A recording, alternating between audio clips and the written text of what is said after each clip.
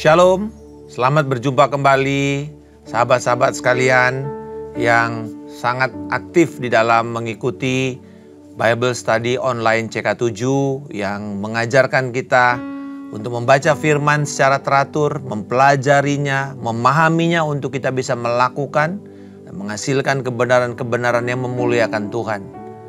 Dan kita sedang belajar tentang Ayub, sebuah pelajaran, sebuah kitab yang tidak mudah untuk kita pahami.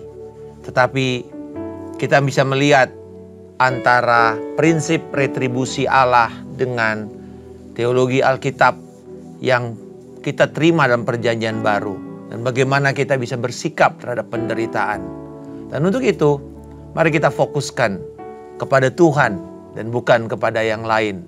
Untuk kita bisa melihat kemuliaan Tuhan itu dinyatakan lewat hidup kita. Sekalipun kita sedang menghadapi kesulitan-kesulitan. Kami berdoa ya Bapa, pada saat ini Engkau yang menyatakan kehendak-Mu yang sempurna. Sewaktu kami mendekat kepada Engkau dan melihat Engkau adalah penolong kami yang setia, yang tidak pernah gagal di dalam membela umat yang percaya dan yang benar di hadapan Engkau. Di dalam nama Tuhan Yesus Kristus, terpujilah Engkau Tuhan. Haleluya.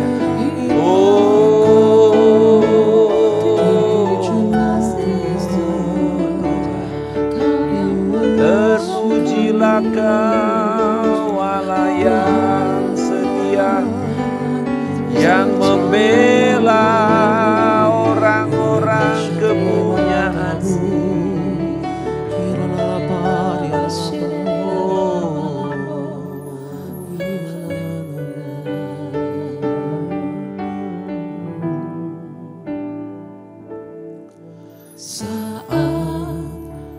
Berjalan, kasih-Mu menerangi langkahku.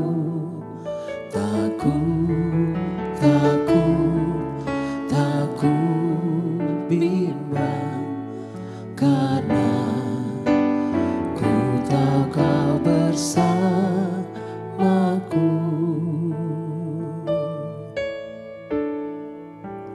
Saat ku berjalan, kasih-Mu menerangi langkahku. Takut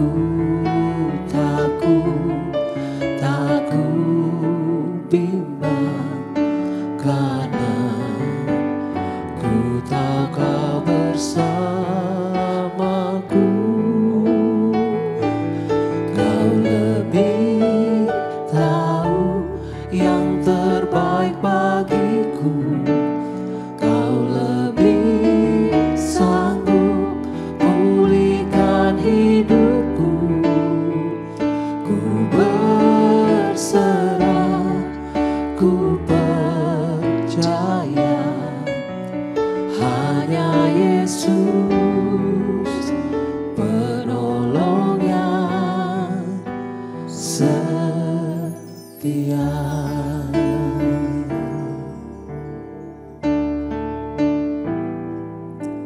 Saat ku berjalan, kasih-Mu menerangi langkahku. Takut bimbang, karena ku tahu Kau bersamaku.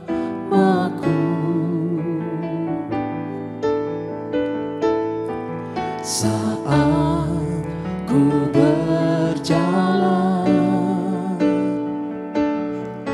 kasih-Mu menerangi langkahku. Takut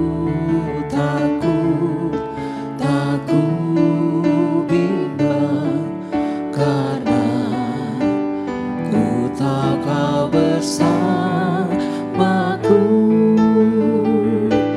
Kau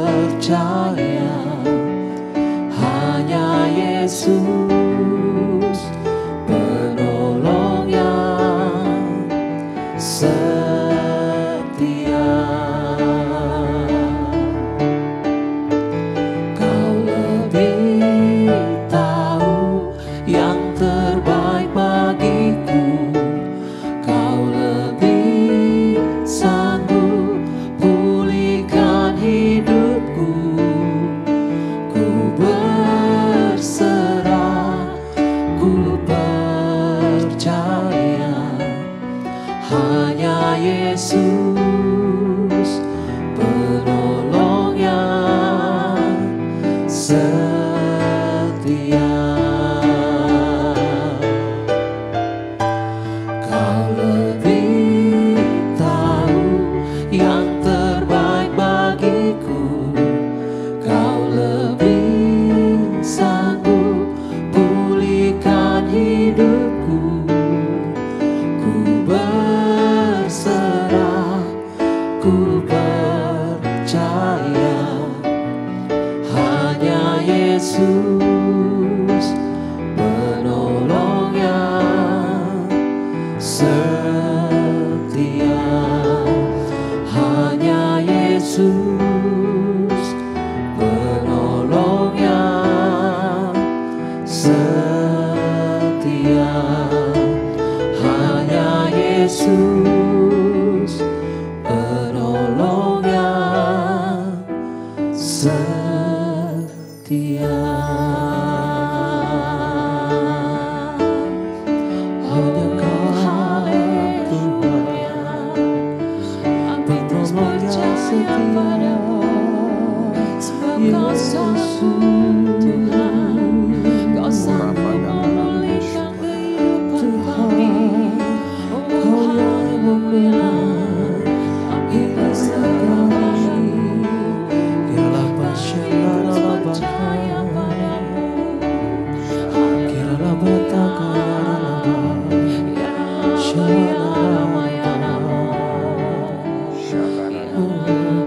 Allah yang bela.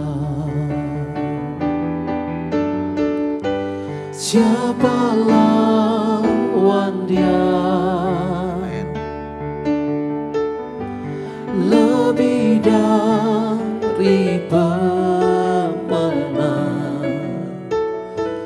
dalam segala hal.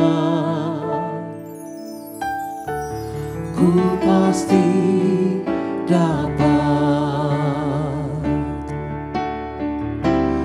lakukan semua. Yesus yang beri kekuatan, oh terpujilah namanya. Allah yang bela. Siapa lawan Dia?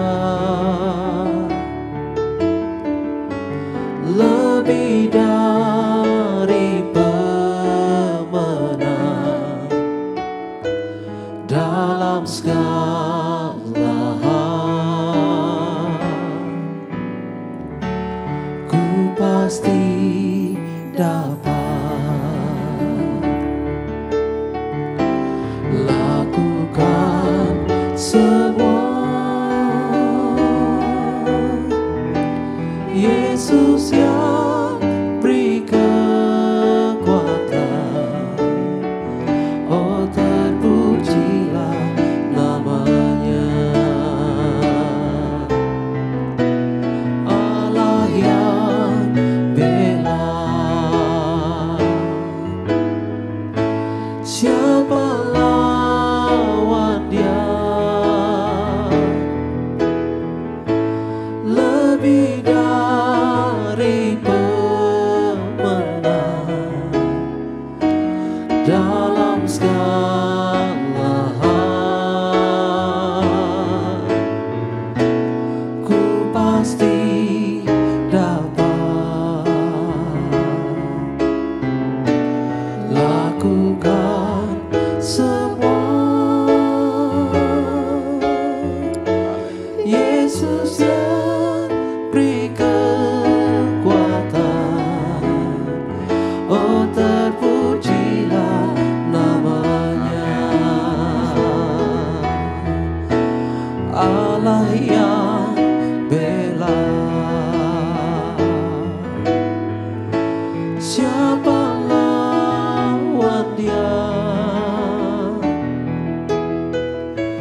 Lebih dari pemenang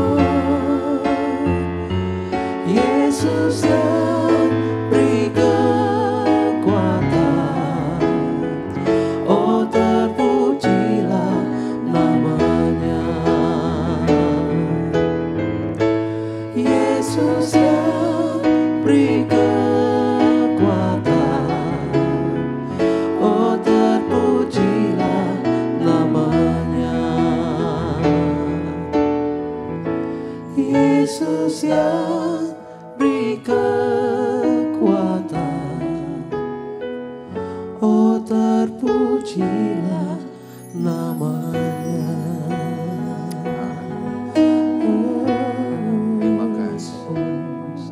Terpujilah kasih, Tuhan namamu, Haleluya. Kau yang beri kekuatan Oh, Yesus. bagi setiap kami. Terpujilah Engkau Tuhan. Allah yang berdaulat atas hidup kami. Allah yang mengetahui segala rancangan dan perjalanan setiap orang. Dan kami berdoa, Roh Kudus, Engkau yang akan menerangi firman-Mu ini. Membuat mata hati kami menjadi terang untuk melihat kebenaran-Mu yang memerdekakan kami. Di dalam nama Tuhan Yesus Kristus. Amin. Saudara-saudara sekalian, kita akan melanjutkan pelajaran kita tentang Ayub. Dan hari ini kita membahas pasal yang ke-8. Di dalam pasal yang ke-6 dan 7, kita belajar bahwa Ayub meninggalkan percakapannya dengan sahabatnya, yaitu Elifas, orang Teman, yang menegur Ayub. Dan langsung Ayub tidak lagi membalas, dia langsung berbicara kepada Allah. Ia mengungkapkan ratapan nasibnya kepada Allah tentang penderitaan tubuhnya. Kita tahu bahwa tubuh Ayub itu begitu sakit karena penyakit kulit yang borok-boroknya itu, dikatakan, aduh, aku nih rasanya udah seperti batu badannya dia. Tidak ada lagi rasanya. Tetapi kemudian juga akan hidupnya yang sepertinya sudah sangat terpuruk. Dan itu dianggap sebagai sebuah kehidupan yang sangat memuakkan. Di dalam pasal yang ke-7 ayat 16, dia katakan, aku udah capek, aku udah muak dengan hidupku ini. Ayub berbicara tentang penderitaan, kenyataan, realita daripada penderitaan hidupnya. Nah, kalau kita belajar kitab Ayub, memang ini adalah kitab yang mengajarkan tentang teologi Israel kuno, yaitu hukum retribusi atau retributional principles. Di mana Allah itu adalah Allah yang sangat adil, tidak pandang bulu. Kepada orang benar dia memberkati, kepada orang berdosa dia akan melimpahi dengan malapetaka. Lalu karena masa penulisan kitab Ayub ini adalah sebelum Musa, masa hidup sebelum Musa, berarti ini masanya para leluhur Abraham dan lebih tua lagi. Jadi kalau kita urut secara kronologis, setelah kitab Kejadian harusnya itu adalah kitab Ayub secara kronologis. Tapi kita tahu bahwa Pentatuk, 5 kitab Musa itu disusun karena ada unsur teologisnya tentang pengajaran Allah yang menebus bangsa Israel. Dan ini adalah budaya yang ada di sekitar budaya Sumeria, budaya Babilonia kuno, ya, dan juga budaya Mesir, di mana konsep mereka tentang dewa yang benar itu tidak terkait dengan kejahatan. Jadi kalau ada hal yang buruk terjadi menimpa orang baik, itu pasti tidak pernah seizin dewa, gitu. Padahal kita tahu di dalam Ayub dibuka dengan percakapan, permintaan antara setan dengan Allah, Yahweh, dan Allah mengizinkan asal tidak diambil nyawanya. Berarti di sini kalau istilah teologinya sekarang kita sebut sebagai kedaulatan, providensia Allah, penyediaan Allah. Bahwa hal-hal buruk yang terjadi kepada orang benar tidak selalu adalah karena berdosa, karena setan. Seringkali juga karena kelalaian sendiri. Tetapi ada juga faktor yang lain, seizin Allah. Bukan Allah perancangnya, bukan Allah menginginkan, tapi Allah mengizinkan untuk orang tersebut mengenal Allah dengan benar. Nah, jadi kalau kita melihat proses ini sekarang adalah dialog antara 4 teman Ayub yang berusaha untuk menjadi pemberita dari prinsip retribusi ini. Jadi kalau kita lihat kelihatannya saklek sekali antara jahat dengan yang baik.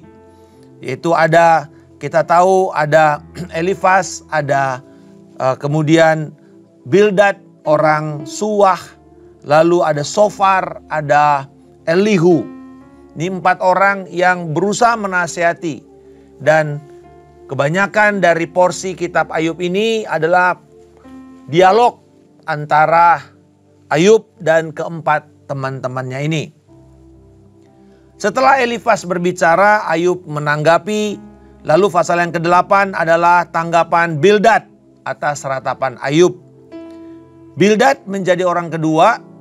Kemungkinan giliran dia berbicara kedua karena dia mungkin sedikit lebih muda daripada Elifas. Ini menurut tradisi tua-tua pada masa itu, bahwa yang dituakan biasanya yang pertama bicara.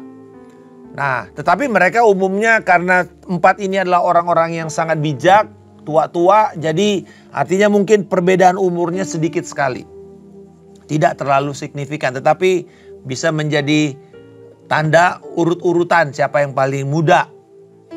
Nah, kalau kita melihat tema daripada pernyataan Bildad itu ada di dalam ayat 3. Semua jalan-jalan Allah adalah adil.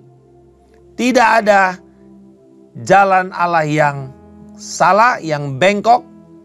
Semua kebenaran Allah adalah kebenaran yang lurus. Gitu. Jadi kan ini dimulai dengan sebuah pertanyaan retorika. Mungkinkah Allah membengkokkan keadilan? Mungkinkah Yang Maha Kuasa membengkokkan kebenaran? Jadi kalau kita pakai kalimat positif, keadilan dan kebenaran Allah adalah lurus adanya. Dan tema ini kemudian dijelaskan oleh Bildad dengan mengutip ajaran atau tradisi para tua-tua di dalam budaya pada waktu itu. Ajaran para orang tua kepada anak-anaknya dari ayat 8 sampai dengan ayat 10. Dikatakan, tanyakanlah kepada generasi zaman dahulu dan perhatikanlah apa yang diselidiki nenek moyang mereka.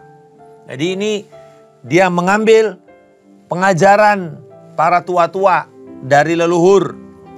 Lalu kemudian Bildad membuktikan bahwa Allah itu adil bukan hanya dari ajaran leluhur, tapi juga dari kehidupan flora dan fauna, dari kehidupan tumbuhan, hewan-hewan. Dari ayat 11 sampai dengan 19. Dia mengatakan, dia mulai dengan, dapatkah papirus, yaitu pohon yang ada di sekitar sungai Nil, ya rawa-rawa, di mana pohon ini kemudian nanti kalau dikeringkan, lalu dibikin flat, ya rata, dibenyekin, lalu kemudian dibuat menjadi alat media tulis untuk mencatat. Itu kita sebut sebagai papirus yang banyak ada di Mesir. Dan juga yaitu gelagah atau teberau yang ada juga di sekitar wilayah Mesopotamia, di daerah Mesir. Dan ini tumbuh-tumbuhan yang ada di rawa atau di air. Lalu kemudian juga dia berbicara tentang benang laba-laba. Dia berbicara di sini tentang bagaimana kalau dicabut akarnya dan dia tidak ditempatkan di tempat yang sebenarnya. Jadi dia mau mengatakan ini loh buktinya bahwa Allah itu adil. Baik dari ajaran turun-temurun maupun dari kehidupan di alam. Dan akhirnya di dalam ayatnya yang ke-20 sampai 22, Bildad memberikan kesimpulan dan juga memberikan dorongan penerapan kepada Ayub. Jadi kalau kita lihat nasihat Bildad ini bisa kita kategorikan ya tiga bagian. Yaitu yang pertama ayat 1 sampai 7, jalan-jalan Allah adalah adil dan benar. Yang kedua ayat 8 sampai 19 yang nanti dibagi dua, bukti keadilan Allah. Yaitu bukti dari ajaran leluhur, ayat yang 8 sampai 10, baru kemudian bukti dari gambaran alam, ayat 11 sampai dengan 19. Dan akhirnya di ayat 20 sampai 22 kesimpulan dan penerapan. Jadi kira-kira begitu kalau kita mau membagi pasal ini supaya kita gampang mempelajarinya. Nah, di awalnya dikatakan Bildad menegur Ayub. Setelah Ayub berkeluh kesah di hadapan Allah di pasal yang ke-6 dan 7, Bildad langsung menegur. Dia mengatakan, berapa lama lagi engkau akan berbicara begitu? Dan perkataan mulutmu seperti angin yang menderu. Oke, sebentar kita mundur dulu. Apa sifat dari sastra Ayub? Kita mesti tahu bahwa di dalam kitab suci itu tulisan itu tidak semua sama jenis sastranya atau genrenya. Nah, genre daripada Ayub ini dikelompokkan sebagai kitab-kitab puisi. Tetapi Ayub itu genrenya puisi dan historis. Jadi nggak murni puisi. Tetapi di situ karena ada bahasa puisi, maka ada ungkapan-ungkapan yang kita mesti pelajari seturut dengan konsep budaya pada masa itu.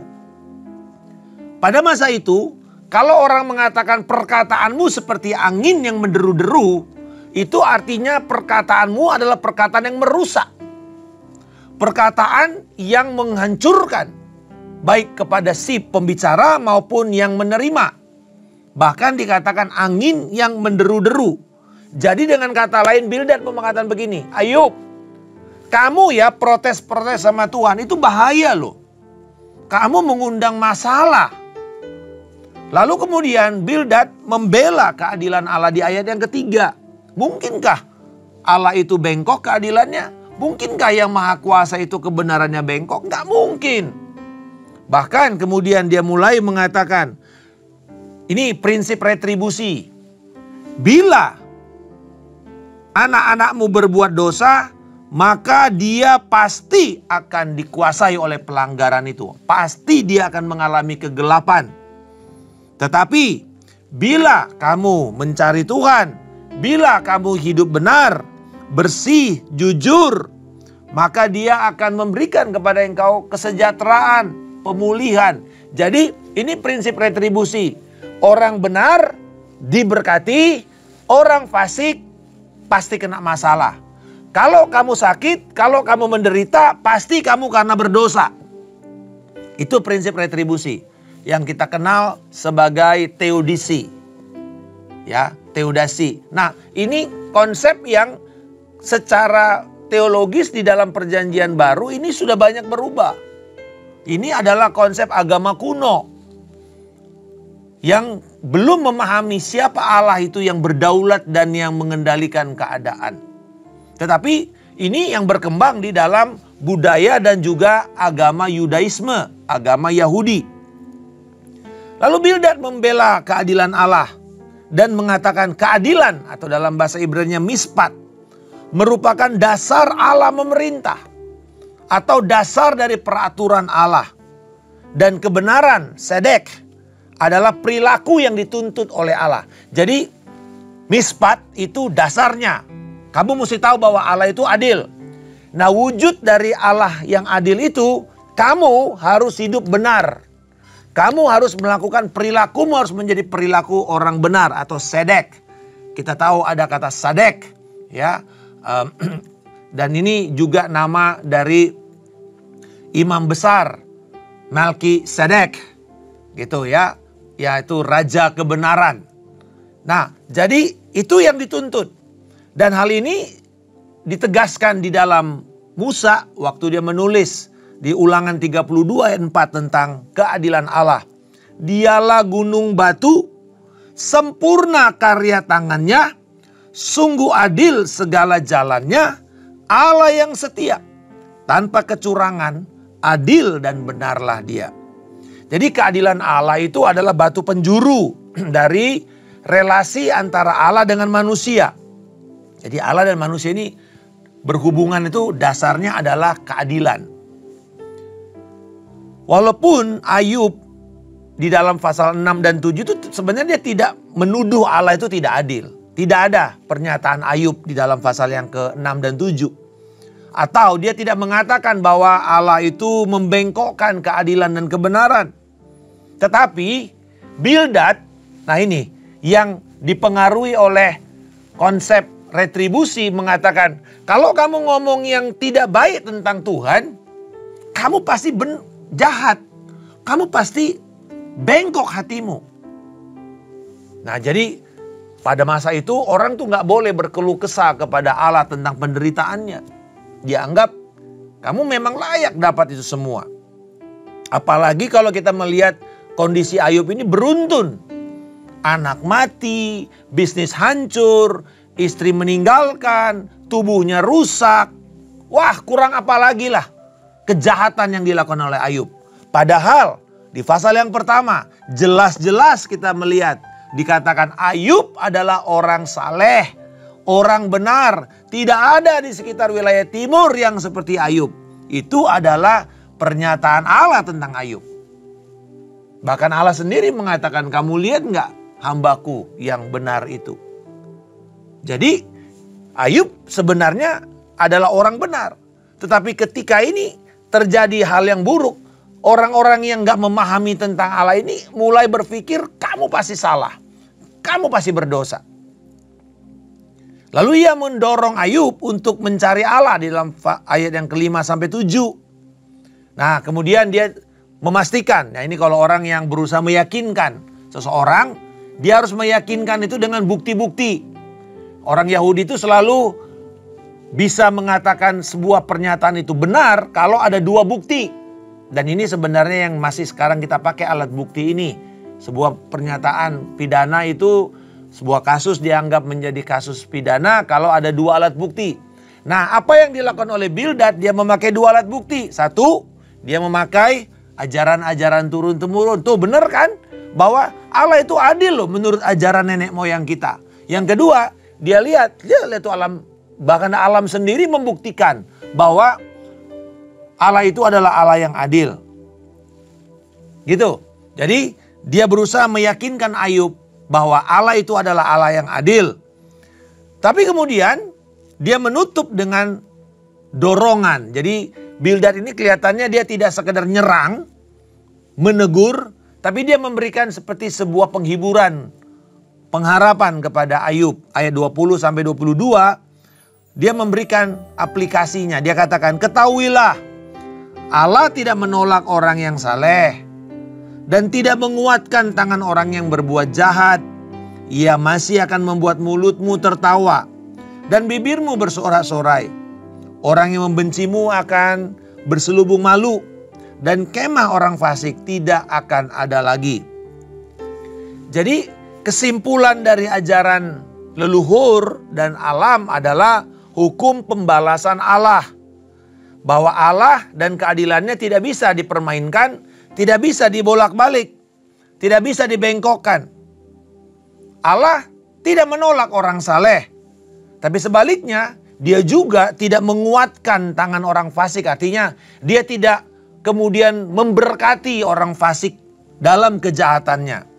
Maksudnya begini, Allah itu tidak akan memberikan kekuatan kepada orang fasik atau orang berdosa yang hidupnya memberontak kepada Allah dan firman-Nya pada waktu mengalami kesukaran-kesukaran hidup. Ya. Jadi Daud mengatakan begini, orang benar itu jatuh 7 kali tapi bangkit kembali. Tetapi orang fasik 1 kali jatuh langsung binasa. Nah itu prinsipnya. Jadi Allah mau mengatakan keadilan Allah itu kepada orang fasik, kamu jangan kagum dengan dia berhasil. Kesuksesan dan keberhasilan kekuasaan yang mereka ambil saat ini mungkin itu sesaat. Kalau dia jatuh, dia akan binasa habis-habisan. Jadi ini yang mau diajarkan sebenarnya dari ayat 20 sampai 22. Sebaliknya, orang benar kalau dia menghadapi kesukaran, dia pasti akan mendapat pertolongan dari Allah. Nah, Bildad memberikan pengharapan kepada Ayub dalam nasihatnya. Ia mengatakan, Ayub, Allah itu akan membuat mulutmu tertawa. Bibirmu akan penuh sorak-sorai seperti dalam perayaan-perayaan. Dan sebaliknya, orang-orang yang mengolok-olok kamu, orang-orang yang mencaci mencemooh kamu karena keadaanmu sekarang ini, mereka akan mendapat malu, bahkan mengerikan. Mereka akan kehilangan properti mereka. Rumah mereka tidak ada lagi, habis. Bayangkan, ini sebuah penghiburan, tapi sebuah penjelasan tentang keberadaan Allah. Jadi Allah bukanlah telak-telak mengatakan bahwa kalau kamu mengalami penderitaan, kamu pasti sedang salah. Enggak. Itu sebenarnya memperlihatkan bahwa Allah memberikan kekuatan kepada setiap orang benar, sekalipun mereka sedang mengalami kesulitan. Tetapi orang fasik, walaupun berhasil, walaupun sukses, walaupun kaya, walaupun berkuasa, belum tentu itu selama-lamanya. Dan belum tentu itu adalah perkenan Allah. Ketika mereka jatuh nanti, habis saudara. Bahkan mungkin mereka akan binasa. Keturunan mereka akan binasa. Apa yang bisa kita pelajari? Allah yang kita sembah adalah Allah yang adil dan benar. Itu tidak pernah gagal. Itu adalah esensi sifat Allah, atribut Allah yang ada sampai sekarang. Dan ada di dalam Trinitas, ada di dalam Kristus, ada di dalam Roh Kudus. Allah yang adil dan benar itu membela dan memulihkan orang benar dengan sukacita dan membuat malu musuh-musuhnya. Aplikasinya apa kepada kita sekarang di dalam umat perjanjian baru? Keadilan dan kebenaran Allah itu dituntut kepada setiap manusia. Tetapi manusia tidak mampu. Peristiwa disalib, peristiwa Golgota, di mana Kristus disalibkan, Allah Putra disalibkan. Itu adalah wujud Allah yang adil, menuntut keadilan atas semua dosa manusia. Dan Kristus yang tidak berdosa itu telah menanggung semua dosa-dosa kita. Tapi di sisi lain, Allah Putra yang juga adalah Allah yang mengasihi, Dia rela, dan ini adalah wujud manifestasi kasih Allah kepada manusia. Supaya kemudian kita bisa pulih dan mendekat kepada Allah. Kita bisa mendapat pengampunan. Kita bisa mendapatkan kehidupan baru, kehidupan kekal, bahkan pemulihan dan sukacita. Jadi setelah Kristus dan setelah kita menerima keselamatan kita di dalam Kristus Yesus, kita menjadi orang benar bukan karena kekuatan kita, bukan karena kesalehan kita, tapi karena karya Kristus yang telah selesai di kayu salib. Nah, kalau begitu, kita yang sudah dibenarkan ini masih bisa nggak mengalami penderitaan? Masih. Tetapi sekalipun kita menderita, nasihat firman Tuhan, janganlah kita menyerah untuk terus berbuat kebenaran. Karena akan tiba masa pemulihan. Dan Allah akan memberikan kepada kita sukacita. Saya mau tutup dengan apa yang dikatakan Rasul Paulus kepada jemaat Galatia. Pasalnya yang ke-6 ayat 7-9. Jangan sesat. Allah tidak membiarkan dirinya dipermainkan. Karena apa yang ditabur orang, itu juga yang akan dituainya. Sebab siapa yang menabur dalam roh, ia akan menuai hidup yang kekal dari roh itu. Janganlah kita jemu-jemu berbuat baik. Karena apabila sudah datang waktunya, kita akan menuai jika kita tidak menyerah. Saudara-saudara sekalian, apapun kondisi kita saat ini, bila kita sedang mengalami seperti apa yang dialami oleh Ayub, jangan menyerah untuk terus berbuat kebenaran. Karena akan tiba waktunya kita akan menuai dan Tuhan akan mengembalikan semua yang hilang itu. Karena kita menjadi tawanan-tawanan pengharapan, Dia akan mengembalikan kepada kita yang kekal dan tidak bisa diambil oleh pencuri tidak bisa dirusak oleh ngengat dan karat, yaitu harta kemuliaan surgawi. Kami berdoa Bapa pada saat ini untuk setiap jemaat-Mu. Apapun kondisi kami pada hari ini, biarlah kami tidak menjadi marah. Tapi kami sadar bahwa Tuhan tidak sedang menghukum. Kalau kami sedang mengalami keadaan yang begitu sulit dan kesukaran hidup karena kebenaran, biarlah Tuhan kami terus tidak disesatkan dan menjadi pahit, tetapi kami terus berbuat baik. Dan Engkau yang akan setia menjawab pada waktunya, dan nama-Mu yang akan dipermuliakan. Berkati setiap umat-Mu yang hari ini belajar dan dikuatkan, dan kami akan siap untuk menjadi umat-umat pemenang, dan siap untuk menjadi umat yang memancarkan kemuliaan Allah di dalam keadaan yang sesulit apapun. Karena Kristus yang telah menang tinggal di dalam kami, menguatkan kami, menyertai kami. Di dalam nama Tuhan Yesus Kristus kami telah berdoa dan mengucap syukur. Haleluya. Amin. Tuhan Yesus memberkati. Sampai bertemu esok hari.